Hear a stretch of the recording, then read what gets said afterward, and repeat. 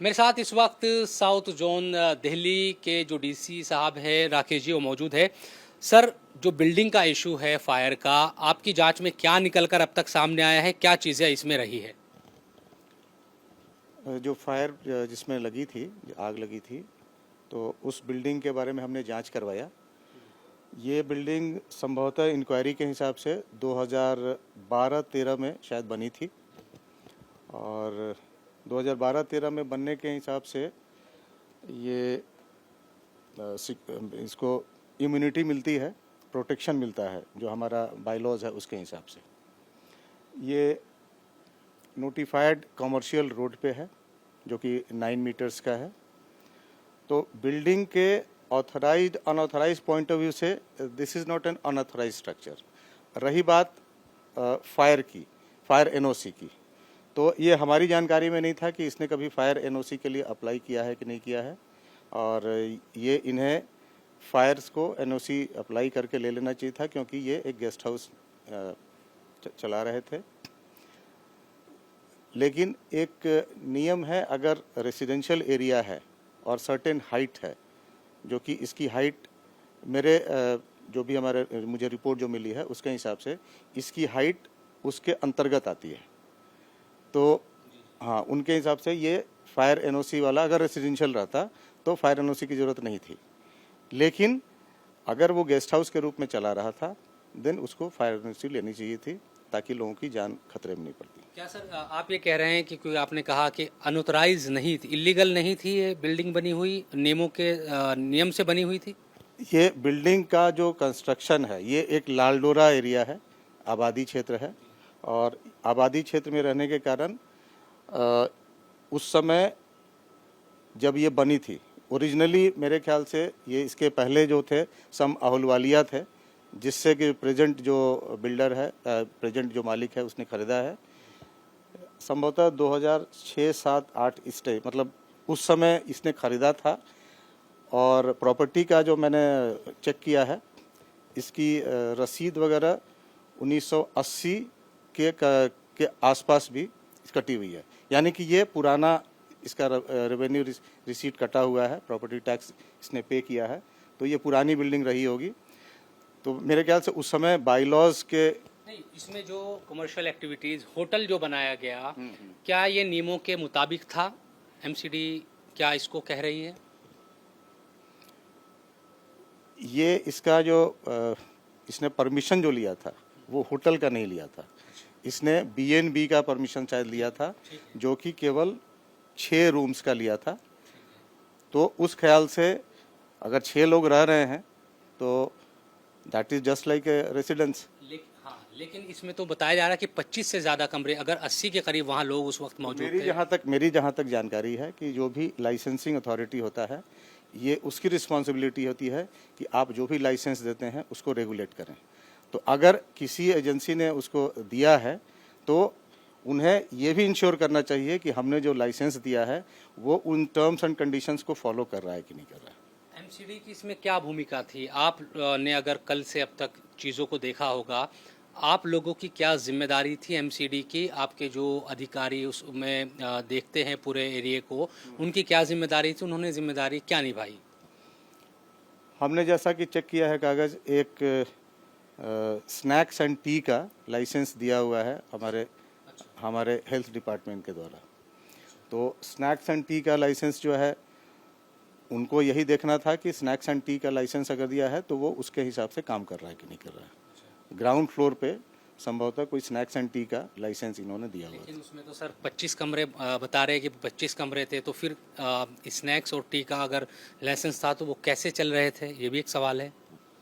ये 25 कमरे चल रहे थे कि नहीं चल रहे थे, एक्चुअली ये इसकी जिम्मेवारी नहीं थी।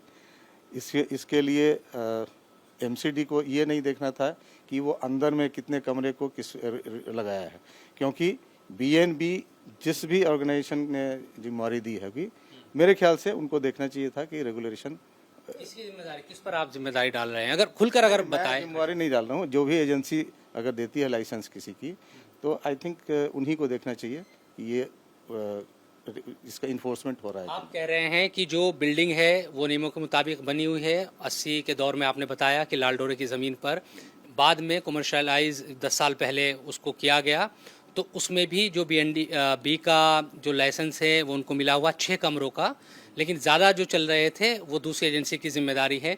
एमसीडी नहीं, अगर 6 कमरे का लाइसेंस दिया हुआ है उसको यूज़ करने के लिए, तो मेरे ख्याल से 6 के जगह पर अगर ज़्यादा यूज हो रहा है तो या तो लाइसेंस कैंसिल कर देना चाहिए था, या इंश्योर करना चाहिए था कि किसको करना चाहिए था सर? जो भी एजेंसी दे रही है, जो भी एजेंसी लाइसेंस दे रहा है, एमसीडी ने लाइसेंस नहीं दिया है, जिस एजेंसी ने भी दिया है उसको या तो उसको कैंसिल कर देना चाहिए था या उसको इन्फोर्स करना चाहिए था।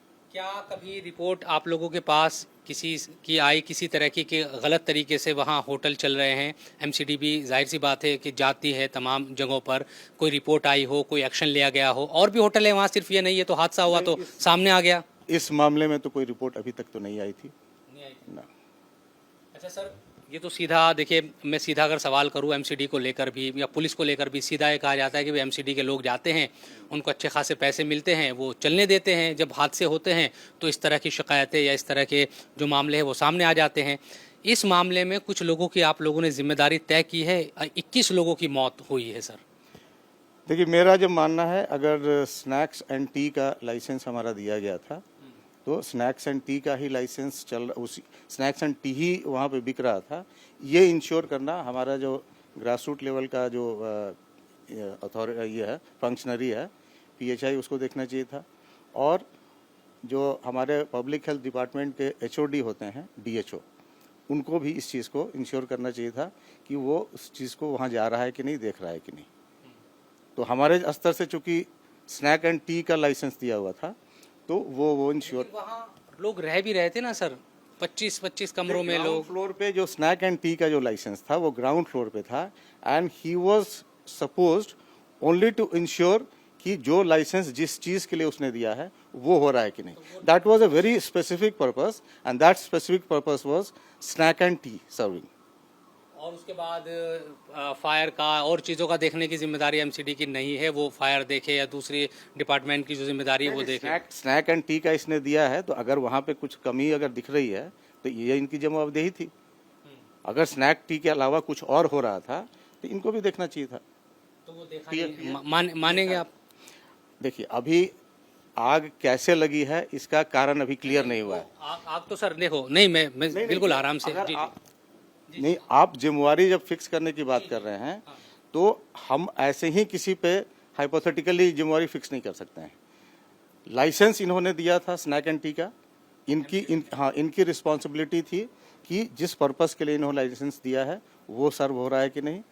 जहाँ तक बची बात आग लगने की, तो अगर ये क्लियर हो जाता है कि आग इनके ही यहाँ से लगी है या इसी कारण से लगी है तो रिस्पॉन्सिबिलिटी इनकी आती है। लेकिन पहले ये क्लियर तो हो जाए कि आग लगी कैसे। लेकिन जो बिल्डिंग की ऊंचाई, बिल्डिंग की चौड़ाई, बिल्डिंग के कमरे जो बने हुए हैं, उन सब की कोई जिम्मेदारी एमसीडी की नहीं है।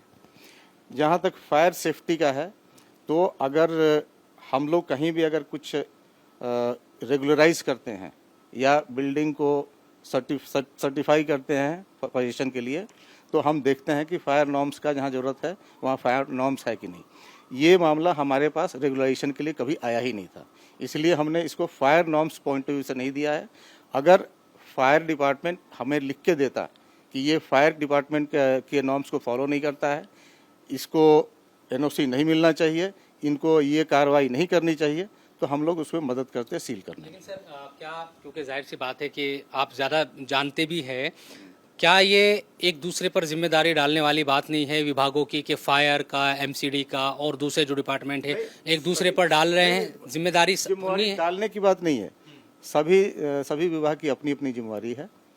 तो फायर डिपार्टमेंट अपनी जिम्मेवारियों को निभाता है, एमसीडी को जैसे रेगुलराइजेशन अगर हमें करना है तो हम देख लेंगे कि पर्टिकुलर हाइट है कि नहीं, उसका सही है कि नहीं, ठीक थी कि नहीं थी। अब एग्जैक्ट मेजरमेंट मेरे पास नहीं है, लेकिन मैंने बताया ना कि 15 मीटर तक, 15 मीटर से 17.5 विथ स्टिल्ट शायद होता है, यहाँ तक मुझे याद है। अगर वो है तो that is with in the norms. आपने कल से कोई रिपोर्ट ली इस सिलसिले में कि भाई इस बिल्डिंग के बारे में? हाइट के बारे में जो रिपोर्ट मेरे पास आई हुई है, हाइट के बारे में, तो हमारे जो एक्सीएन है उनका कहना है सर कि हाइट पॉइंट ऑफ व्यू से ये नॉर्म्स को फॉलो कर रहा है, लेकिन अभी भी क्लियर एग्जैक्ट मेजरमेंट क्या है, क्योंकि अभी कोई मेजर नहीं कर सकता है, वो क्लियर नहीं है। ये जब कल से खबर और है कि अवैध ही तरीके से बिल्डिंग बनाई गई थी, कोई कह रहा सरकारी ज़मीन पर थी, इस तरह की चीज़ें। सरकारी ज़मीन पे थी कि नहीं थी, इसकी जानकारी हमें नहीं है अभी।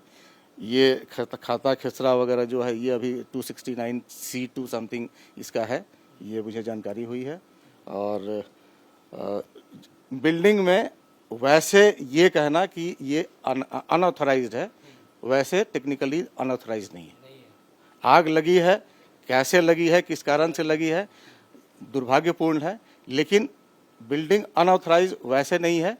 हाँ, अगर इसका मिसयूज हुआ है against the norms prescribed by license, then that is unfortunate. और उसको किसी की जिम्मेदारी तय अभी हो नहीं पाई एमसीडी ने। हम कौन होते हैं जिम्मेदारी तय विभाग करने से, वाले? आपके विभाग के। ये जांच अभी चल रही है, जांच चल रही है। एग्जैक्ट क्या कारण था आग लगने का ये पता चलेगा, इसके बाद ही it is too early to hold some responsible. सब कई डिपार्टमेंट्स इसमें हैं, अब किसकी जिम्मेवारी है ये कहना कैसे हम लोग कह सकते हैं कि इसी ने किया या किसने किया। ठीक है सर, बहुत बहुत धन्यवाद बात करने के लिए। तो राकेश जी बता रहे थे कि किस तरह की वहाँ पर स्थिति है, और जो एक खबर आ रही थी कि अनऑथराइज है बिल्डिंग, तो एमसीडी की तरफ से कहा जा रहा है कि अनऑथराइज नहीं है। उनकी जानकारी में अभी तक ये चीज़ें सामने आई है। कैमरा पर्सन अमित के साथ इंडिया टीवी के लिए दिल्ली से मैं शुएब रजा।